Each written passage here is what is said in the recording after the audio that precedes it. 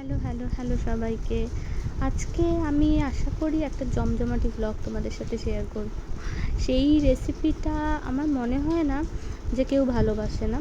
অনেক দিন ধরে আমার দিদিরা বলছিল, কিন্তু আমার করা হচ্ছিল না। তাই আজকে করলাম, তাই ভাবলাম তোমাদের সাথে শেয়ার করি। প্রথমেই দেখতে পাচ্ছ আমি অনেক কিছু নিয়ে একসাথে বসেছি। অনেকগুলো পেঁয়াজ, অনেকগুলো ডিম সেদ্ধ, সব আলু সেদ্ধ করে নিয়ে বসেছি। প্রথমে আমি পেঁয়াজটাকে খুব সুন্দর ঝিরি করে কেটে নিয়ে প্রথমে ভাজতে বসিয়ে দিয়েছি। এটা দিয়ে আমি বেরেস্তা বানাবো। আর সাইডে আরেকটা ওভেনে আমি বসিয়ে দিয়েছি ডিমটাকে সেদ্ধ করে ভাজতে। ডিম ভাজার পরেই নেক্সট যেটা আমি করব সেটা হচ্ছে আলুটা অল্প একটু গরম জলে ভাপিয়ে নিয়ে, সেদ্ধ ঠিক না, ভাপিয়ে নিয়ে সুন্দর করে একটু নুন, হলুদ আর সামান্য একটু পরিমাণ ফুড কালার দিয়ে সেটাও ভেজে নিচ্ছি। আর সাইডে দেখতেই পাচ্ছ, যেহেতু অনেকটা পেঁয়াজ ছিল তো আমার বেরেস্তাটা বানাতে একটু সময় লেগেছে। এখানে আমার বেরেস্তা রেডি হয়ে গেছে আর আলু, ডিম এগুলো সব কিছু আমার ভাজা হয়ে গেছে। আমি আজকে যে রেসিপিটা শেয়ার করব সেটা হচ্ছে জমজমাটি বিরিয়ানির রেসিপি। আর আমার মনে হয় হোমমেড বিরিয়ানি দোকানের থেকেও বেশি টেস্টি হয়। আর আমি যে বিরিয়ানিটা রান্না করি তাতে তোমরা দেখতেই পাবে এক্সট্রা কিছুই আমি দিই না, একদম নর্মালভাবে করি। সেটা দেখো, তোমরা দেখলেই বুঝতে পারবে। তো ভাজাভুজির পর্ব আমার এখানে শেষ। এবার এখানে আমি নিয়েছিলাম 3 কেজি মতো চিকেন ছিল, চিকেন বিরিয়ানি আমি করব। তেলের মধ্যে আমি পেঁয়াজটা ভেজে চিকেনটাকে দিয়ে দিয়েছি। এরপরে ওখানে সাইডে তোমরা দেখতেই পেলে আদা রসুনের পেস্ট, সাথে কিছুটা কাঁচা লঙ্কা, দই, সব মশলা আমি একসাথে দিয়ে দিয়েছি। নুন, হলুদ, জিরের গুঁড়ো, আর ওপরে দেখতে পাচ্ছ কাশ্মীরি লঙ্কার গুঁড়ো দিয়েছি। দিয়ে আমি ভালো করে মিশিয়ে নেব। ভালো করে মিশিয়ে কষাতেই দেখতে পাচ্ছ রঙটা এরকম হয়ে গেছে। আর লাস্টে যেটা আমি অ্যাড করব সেটা হচ্ছে বিরিয়ানির মশলা। আর আমার এখানে বিরিয়ানির মাংসটাও রেডি। আর চালটা আমি মোটামুটি 2-3 ঘন্টা ধরে ভিজিয়ে রেখেছিলাম। তো ভাত আমার হয়ে গেছে, ভাতটা দেখানোর কিছুই নেই। কিন্তু যেটা ভাতের ক্ষেত্রে আমি একটা বলবো সেটা হচ্ছে ভাতটা একটু সামান্য শক্ত নামাতে হবে, কারণ গলে গেলে ভালো লাগবে না, কারণ বিরিয়ানিটা আবার দমে বসবে। খুব ফাস্ট আমি বলছি, যেহেতু অনেক কিছু বলার আছে, অনেক কিছু বলার, তার জন্য আমি খুব ফাস্ট বলছি। আর সাথে তো তোমরা দেখতেই পাচ্ছ। আচ্ছা, এখানে এবার আমি বিরিয়ানিটাকে লেয়ারিং করব। তার জন্য ছত্তি ছিল আমার সাথে। আর এখানে প্রথমে বাটার দিয়ে ভালো করে, আমাদের একটা বড় ডেচকি মতো আছে, সেটা বাটার ভালো করে মিশিয়ে নিয়ে আমি তেজপাতার একটা বলতে পারো বেস তৈরি করে নিয়েছি। তাহলে নিচে বেশি একটা লাগে না।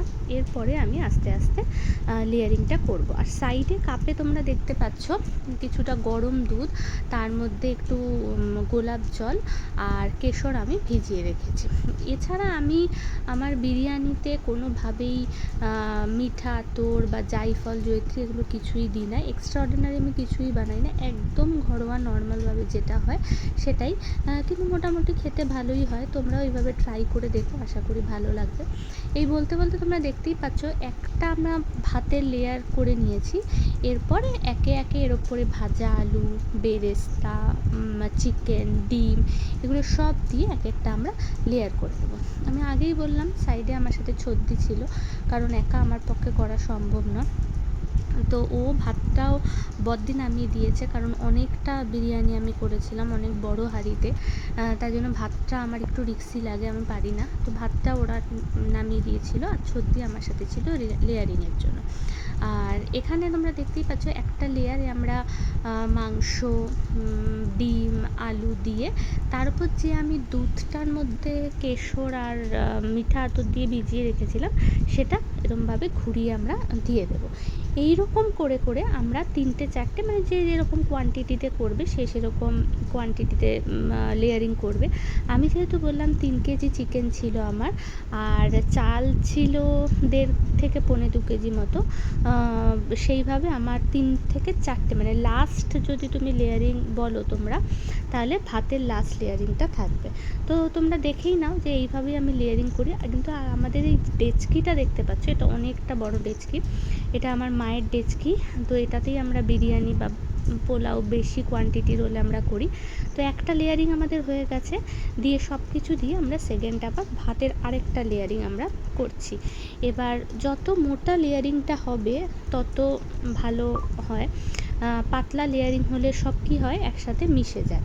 তো চেষ্টা করবে ভাতের লেয়ারিংটা একটু মোটা দেওয়ার জন্য। তো ফার্স্ট লেয়ারিং হওয়ার পরেই দেখতে পাচ্ছ আমি সেকেন্ড লেয়ারিং করছি, আর তার সাথে সামান্য পরিমাণ অল্প অল্প করে বিরিয়ানির মশলা দিয়ে দেওয়া।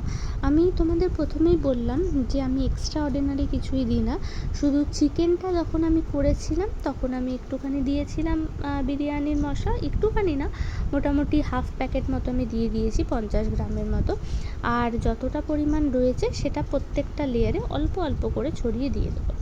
আরেকটা যেটা করা যায় সেটা হচ্ছে, যখন আমরা ভাত করেছিলাম তখন ভাতের মধ্যে আমরা সামান্য পরিমাণ নুন, চিনি, গোটা গরম মশলা, তেজপাতা এগুলো দিয়েছিলাম, তখনও তোমরা বিরিয়ানির মশলাটা দিতে পারো। দেখো, বলতে বলতে গল্প করতে করতে লাস্ট লেয়ারিংটাও আমাদের কমপ্লিট হয়ে গেছে। তো লাস্ট লেয়ারিংটা দিয়ে ওপরে ভালো করে বেরেস্তাটা দিয়ে যেটুকু পরিমাণ দুধ থাকবে, কেশরে মেশানো দুধ, সেটা পুরো ওপর থেকে দিয়ে দেবে। আর লাস্টে দিয়ে দেবে হচ্ছে ঘি। তো আমি এখানে বেশি ঘি ইউজ করিনি, অল্প একটু পরিমাণে দিয়েছিলাম। অনেকে ডালডা ইউজ করে, আমি তো বললাম আগে আমি এইসব কিছুই ইউজ করি না। আমি নর্মাল একদম সিম্পল রাখার চেষ্টা করি, একদম সিম্পলভাবে বিরিয়ানিটা করি। আর লাস্টে দেখছো সত্যি একটু বিরিয়ানি মশলা ছিল, সেটাই ওটার উপর দিয়ে দিয়ে দিচ্ছে। আমি আগেই বললাম আমাদের 3 থেকে 4টে লেয়ার হয়েছিল, লাস্ট লেয়ারটা নিয়ে ভাতের 4টে লেয়ার হয়েছিল। যারা কোয়ান্টিটি বেশি করবে তারা বেশি পরিমাণ লেয়ার করবে, এটা তো নর্মালি ব্যাপার।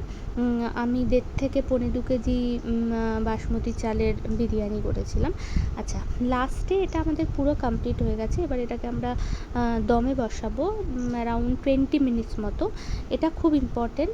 দেখো, দম থেকে নামানো হয়ে গেছে,